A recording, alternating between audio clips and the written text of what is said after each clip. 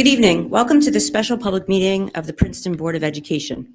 The board is an elected, unpaid group of 10 citizens who set policy and make decisions on educational, financial, and personnel matters for the Princeton Public Schools on behalf of all residents.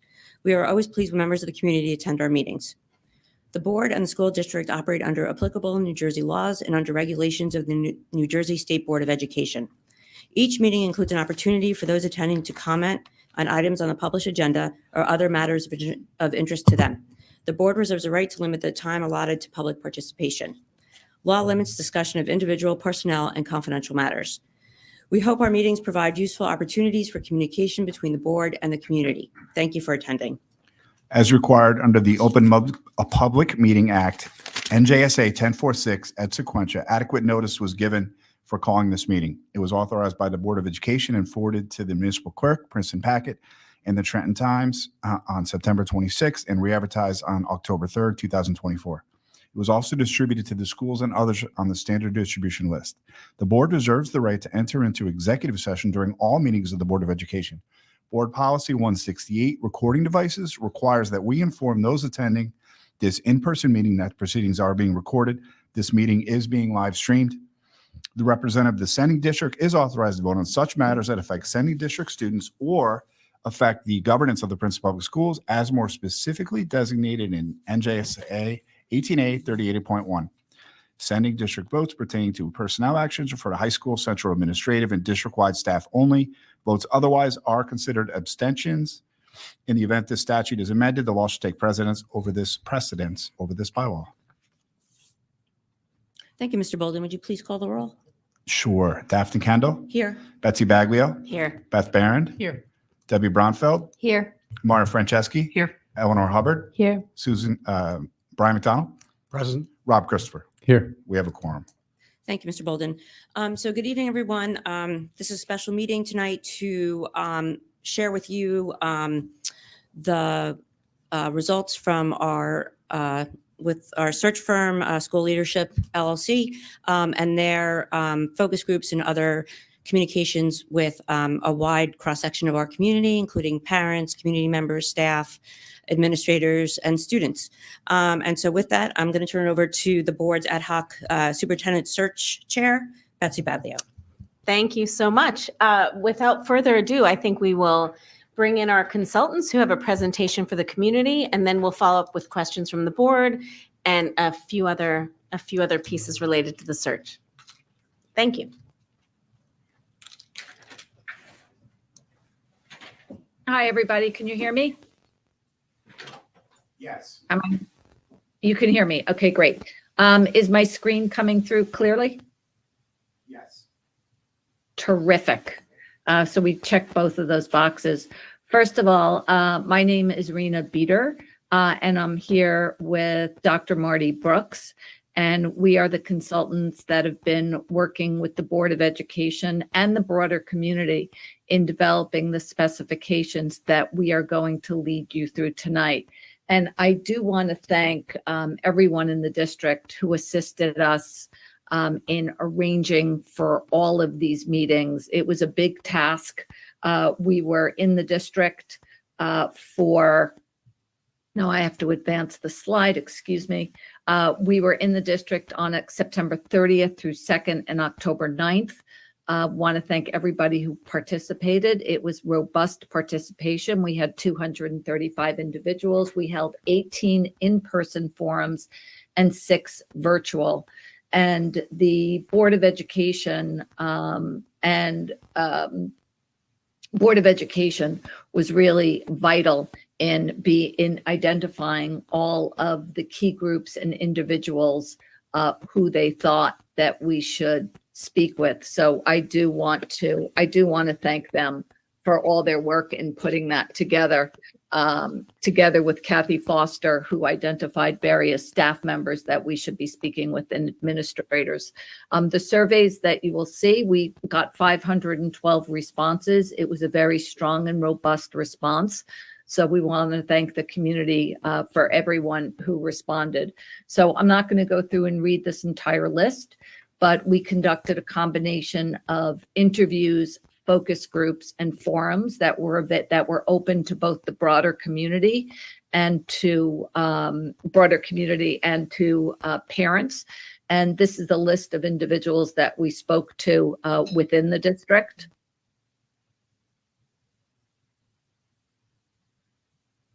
And this list represents the focus groups, specific groups, and also forums that we had the opportunity to speak with. I also want to say that the Board of Education was not present at any of these forums or focus groups because the board really wanted everyone to be able to speak openly and freely and share their thoughts. So no current sitting board members were present for any of these forums or interviews. So during these forums, we asked the same questions to each group. And you could see those questions listed here.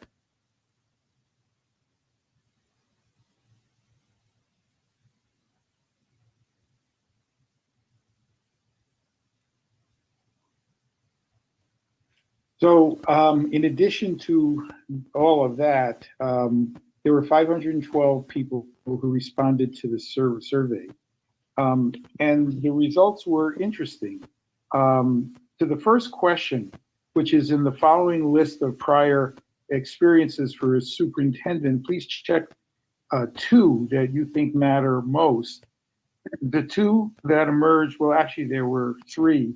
The one that emerged most was leader in improving an already high-performing school district. There were two that were very, very close: classroom experience and building leadership experience. Interestingly, experience as a prior superintendent was not seen as critical as those three, at least not in this question. In the next question, this was in the following list of skills, please check three that you believe are most critical to be successful. The three that were, pardon me, the two that emerged, I think most were curriculum and instructional knowledge and leadership, including current research and best practices. And the second one was collaborative and successful at building highly productive teams. There were three that were very close, which were next, having to do with knowledge of budgeting, finance, and facility planning, short and long-range strategic planning, and community engagement, including public speaking and written communication. I also want to add that another item that showed up as being very important on that list was understanding and responsive to the needs of a diverse student population.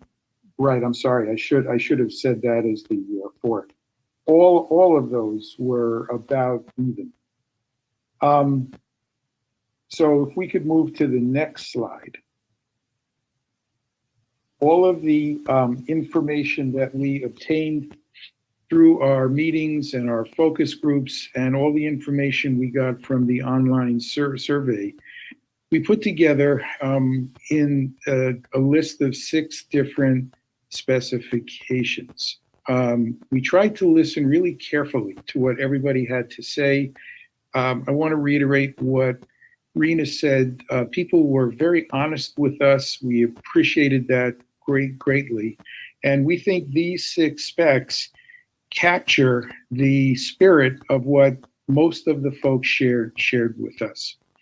So the first one is an experienced, knowledgeable, and inclusive educational leader with a strong background in enhancing curriculum, instruction, and student achievement and well-being, and a commitment to addressing the diverse needs of all learners. So that obviously has to do with they want somebody who's an educational leader. The second is a compassionate, thoughtful, and active promoter of Princeton Public Schools' mission to prepare students in a culturally diverse district to lead lives of joy and purpose as knowledgeable, creative, and compassionate citizens of a global society. And the third was a collaborative, energetic team builder who emphasizes fostering strong relationships and who engages with parents, faculty, staff, students, and the broader community to unite around a common vision that supports the district's mission. And the next one, the fourth specification, is a clear, proactive, and transparent communicator who effectively utilizes multiple platforms to listen to, learn from, inform, and share ideas with others, followed by a skilled and adaptive financial manager with expertise in budget development who understands how to maximize resources, deploy staff, and engage the community in long-range planning to address enrollment and the use of facilities. And finally, a courageous, ethical, visible, and accessible leader who's excited about becoming a member of the Princeton community and who relishes the challenge of leading a diverse, nationally recognized school district to an even more impressive level of excellence.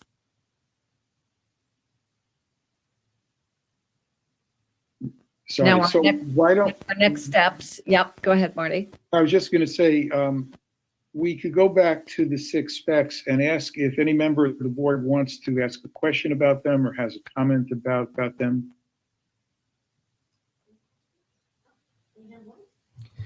Sure, just to get a few questions going. First of all, Marty and Rena, thank you very much for what was obviously a huge amount of work over those 3 days and synthesizing all of the data. I guess I'm curious, of these 6 specifications, how similar or different are they to the specifications you've developed for other high-performing districts? They're both. They're similar in that they're aspirational, and most districts aspire to have a leader who encompasses these skills and characteristics, but they're different in that we targeted these specifically to what we heard people saying about Princeton. So for example, the mission here is different than the mission in a lot of other settings. The word joy often does not appear elsewhere, but it appears here. And so we wanted to make sure we captured all of the information that people shared with us, as well as incorporating it with the words that already exist here in terms of mission and vision.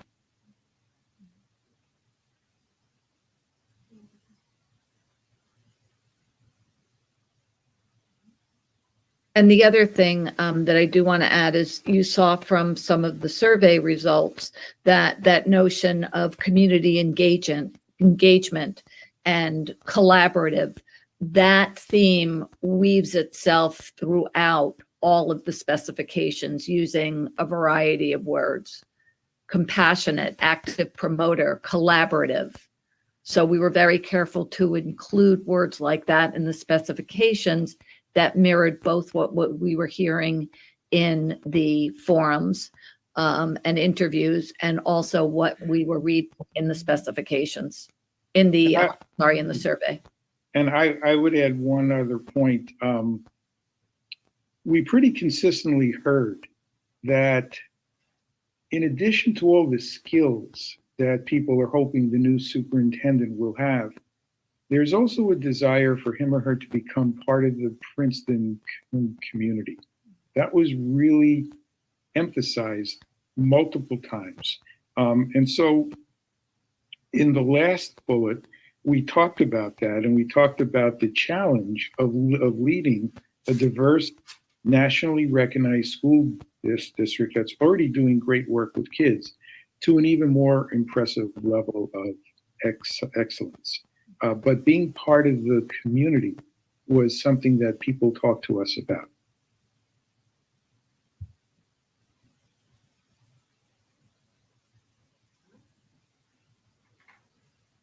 Were there any other questions No, or not- comments I don't about think at the this time. specs?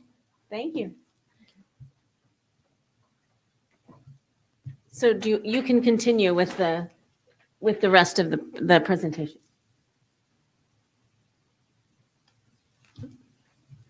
I'm sorry, if somebody was speaking, I couldn't I hear. couldn't hear either. We're ready for the next steps. You can continue at the next Okay. steps. Thank you. Okay. Thank you.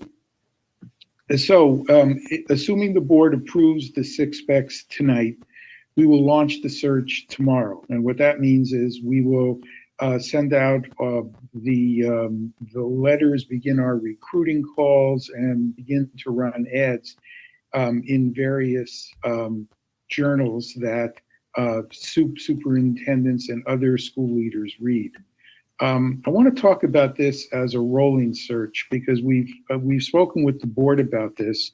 And the difference between a regular search and a rolling search is that a regular search has a deadline by which people need to apply. So you have to apply, let's say, by January 20th. Here, we're saying people can apply early on, and Rena and I will interview them if we think they match these specs. And if we think they do, we're not going to wait for a deadline. We'll send the candidates on to the board to meet with. If, again, we think that they are people who match the 6 specs. The way in which this will work is there will be a couple of times during this search where we will share with the board the paperwork of everybody who has applied, including people who we think do not match these specs, but we think the board should see all of the paperwork anyhow. Recruitment occurs through outreach on our part. We will make phone calls, send notes, get in touch with people who know people who know people who know people to put us in touch with folks who we think might match what the board has in mind for this job. And I think Rena has a list of the target organizations that we're going to send our ads to.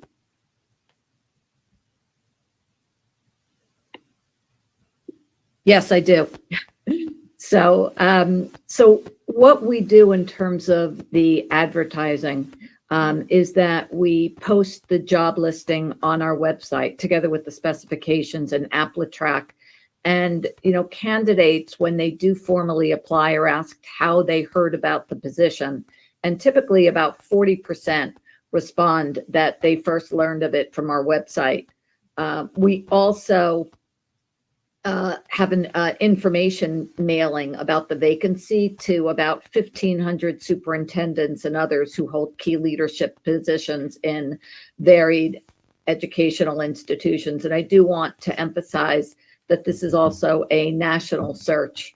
We'll advertise in Education Week, which has a national reach, and we're in close contact with other organizations that have listings, such as the New Jersey Association of School Administrators, New York State Superintendents Association, the American Association of School Administrators, the National Alliance of Black School Educators, Suburban School Superintendents, the Superintendents Roundtable, National Association of Latino Administrators and Superintendents.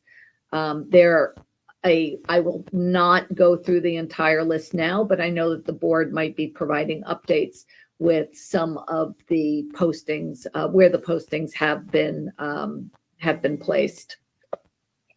And I want to talk about one more issue, confidentiality. Several people during the focus group meetings that we held asked us if they'd have an opportunity to meet with candidates during the search. And we told them no, because our understanding is that the board wants to conduct this as a completely confidential search, and we agree with that, and let me explain why. It is the case that some of the best candidates currently are not thinking about making a change, and getting a phone call or a note from us might get them to begin thinking about doing that. And they are currently working with boards of ed that are very happy with them, and they're very happy where they are. Once you start bringing candidates in front of people other than the Board of Ed, so it's not a completely confidential search, people drop out. They withdraw because the risk is just too great if their own board were to find out that they were applying someplace else.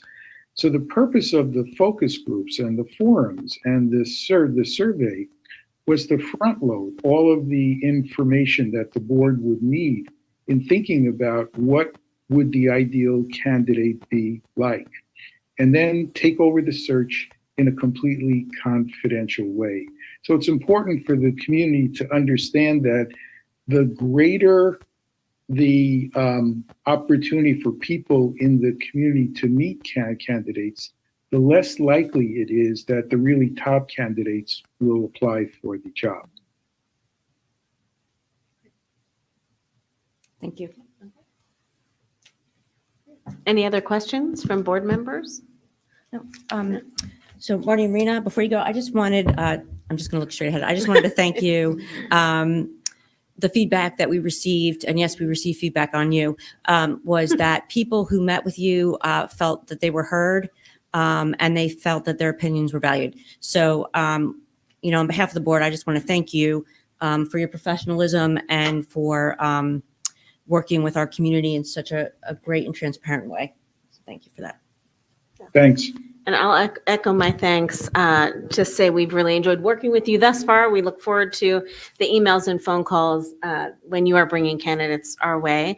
I also want to echo the thanks to our community. We appreciate that hundreds of you have gotten involved in this part of the search process, and our staff for facilitating the visit by school leadership. So thank you, Dr. Foster, Matt, everyone who took part in that.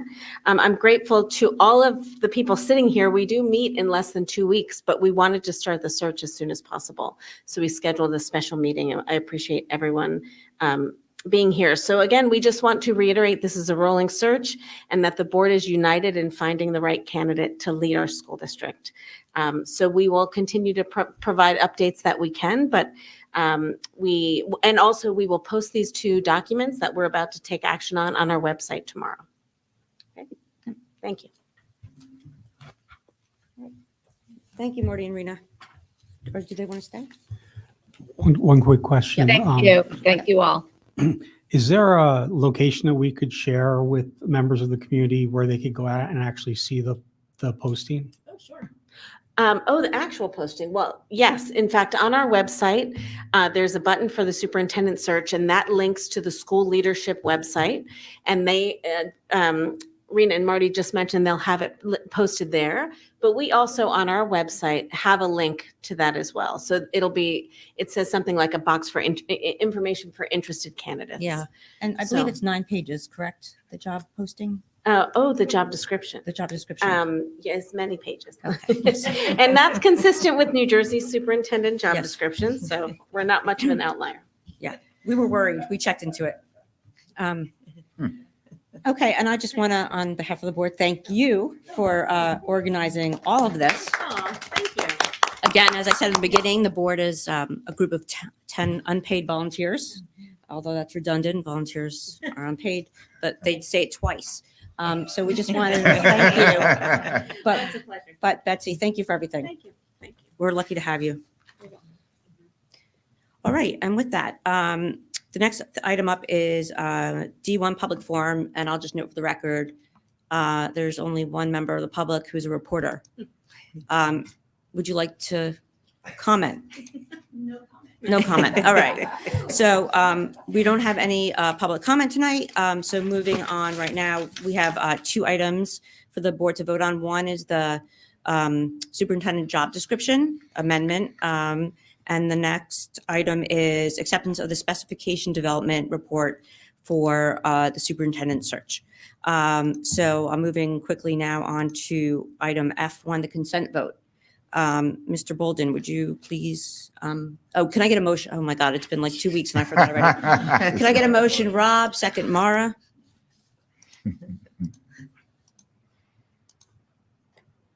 Daphne Kendall, Yes. Betsy Baglia, Yes. Beth Barron, Yes. Debbie Bronfeld, Yes. Mara Franceschi, Yes. Eleanor Hubbard, Yes. Brian McDonald, Yes. Rob Christopher. Yes.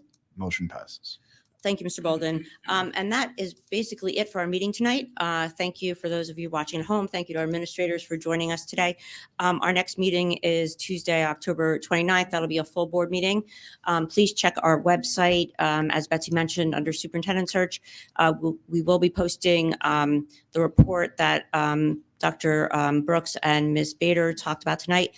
There will be a link to their website and a link to the characteristics that we're looking for in the superintendent, and you can also find the job description as well.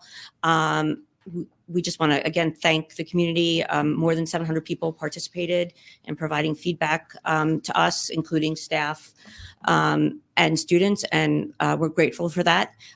Ultimately, we're here to serve students, and so that's what we're committed to doing, is finding the best candidate to lead the district forward, who will focus on the criteria that has been identified by a wide section of our community. So with that, could I get a motion to adjourn, please? Rob, second. Beth, all in favor? All right, thank you. Good night.